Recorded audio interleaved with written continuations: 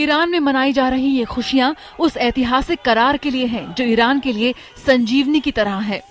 आर्थिक प्रतिबंधों के चलते महंगाई, बेरोजगारी और निराशा से बहाल लोगों के सामने अब बेहतर जिंदगी की आशाएं हैं। स्विट्जरलैंड में 8 दिनों तक चली बातचीत के बाद ईरान के विवादास्पद परमाणु कार्यक्रम पर समझौते की रूपरेखा को लेकर आखिरकार सहमति बन गई है। विश्व की महाशक्तियों ने ईरान को परमाणु हथियार न बनाने पर रजामंद कर लिया है। अमेरिका, ईरान तथा विश्व की अन्य 5 शक्तियां चीन, फ्रांस, रूस, ब्रिटेन और जर्मनी ने गुरुवार को इसकी घोषणा की।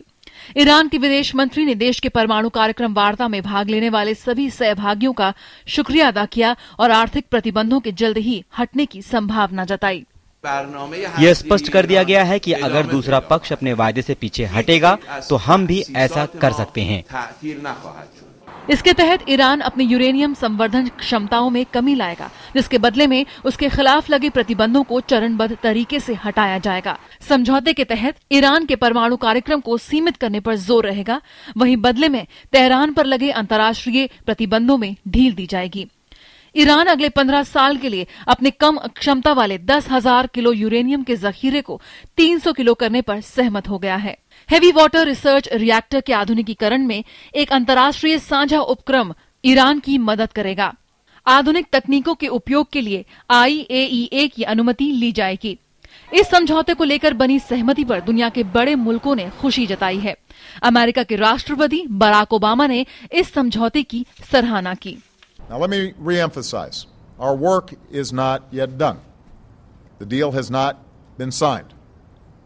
Between now and the end of June, the negotiators will continue to work through the details of how this framework will be fully implemented, and those details matter. संयुक्त राष्ट्र महासचिव बान की मून ने कहा है कि ये समझौता मध्य पूर्व में शांति और स्थिरता में योगदान देगा।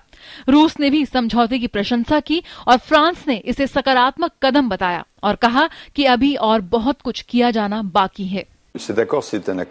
ये समझौता एक महत्वपूर्ण कदम है जिसमें निसंदेह रूप से सकारात्मक पहलू शामिल हैं, लेकिन अभी भी इस समझौते पर और कार्य करने की आवश्यकता है।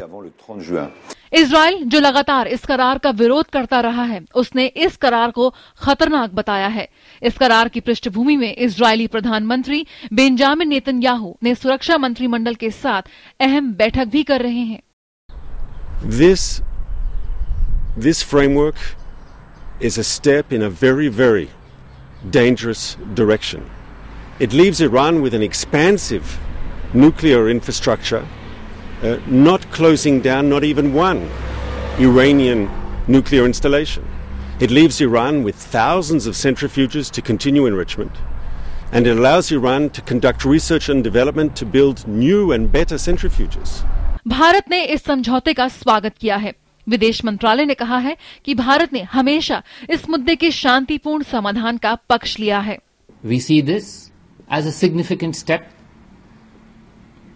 with the agreement on the parameters of a comprehensive settlement to be negotiated by June 30.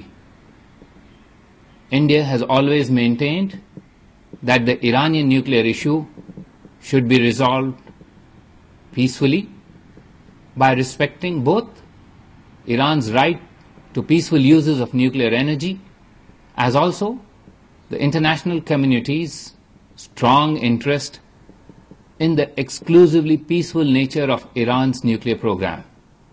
Bharat के लिए ये समझौता अहम है क्योंकि अमेरिकी दबाव के चलते भारत ने एक दशक में पहली बार मार्च में ईरान से तेल का आयात नहीं किया, लेकिन इस समझौते के बाद भारत ईरान से तेल का आयात कर सकेगा। ईरान और पश्चिमी देशों के बीच विवादास्पद परमाणु कार्यक्रम समझौता होने से क्रूड की कीमतों को झटका लगा है। ब्रेंट क्रूड की कीमतें करीब 4% तक फिसल गई हैं। आने वाले दिनों में कच्चे तेल की कीमतों पर और दबाव देखने को मिल सकता है। इस करार के बाद ईरान से भी कच्चे तेल की सप्लाई बढ़ जाएगी, जिसके कारण कीमतें गिर सकती हैं। ये सहमति 12 साल के अवरोध के बाद मिली एक बड़ी उपलब्धि है। ईरान एवं पश्चिमी देशों के बीच का ये मसौदा ये उम्मीद जताता है कि ये संधि मध्य पूर्व में स्थिरता लाने में मदद कर सकती है